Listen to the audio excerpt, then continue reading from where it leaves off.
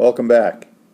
For today's quiz, we had this problem. A toy rocket passes by a 2-meter high window whose sill is 10 meters above the ground in 0.15 seconds. How long will it take for the rocket to reach its maximum height?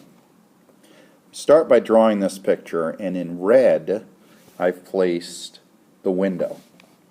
The rocket starts at the ground and passes by a 2-meter high window in 0.15 seconds.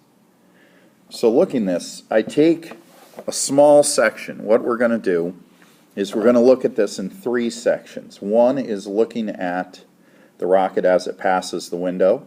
Then we're going to find its velocity at the ground.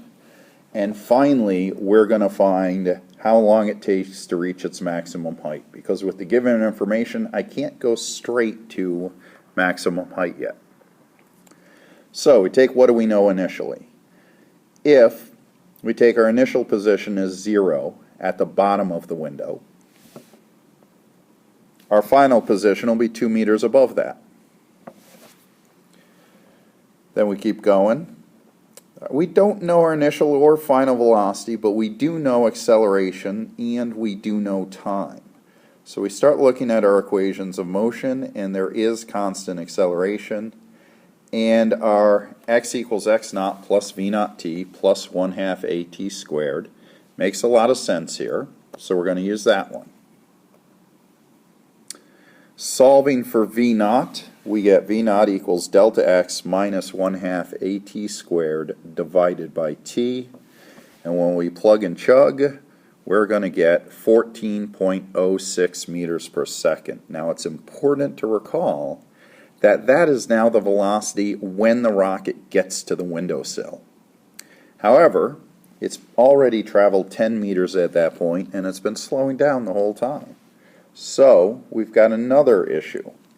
When it leaves the ground, we don't know its velocity, but we do know when it's 10 meters in the air, it's moving at 14.06 meters per second.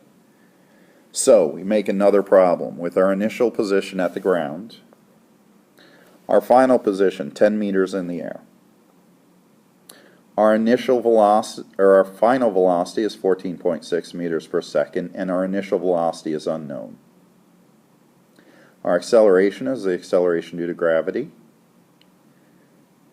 And we don't know time, but we don't need it, because we're going to use v final squared equals v initial squared plus 2a delta x and solve for the velocity at the ground, which is the initial velocity. So that's the square root of v final squared minus 2a delta x. So, solving for that, v naught at the ground is separated out from below, is 19.85 meters per second. Remember, when you use a solution from a previous part of the problem, that is from part 1, definitely don't round or carry several extra significant digits so we don't get rounding error. But now we know the velocity at the ground, so we're left with a somewhat standard initial problem, which is the rocket leaves the ground with an initial velocity, and the question is, how long does it take to get to the maximum height? And just for fun, we're also going to find out how high it goes, because that's a pretty reasonable question here as well. And v naught is 19.85 meters per second.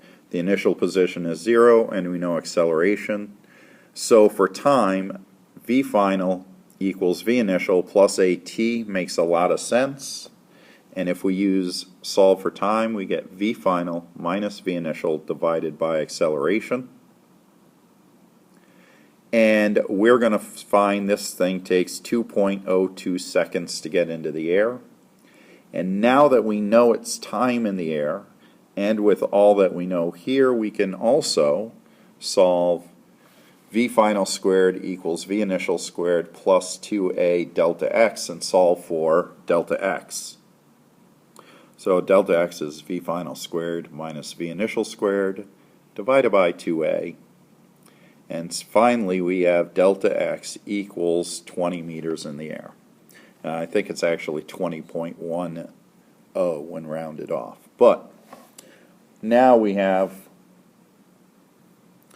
all the information we can about this problem. The big thing to consider is we needed to break the problem up into smaller sub-problems to find the information we needed. Thank you very much, and I certainly hope this was helpful.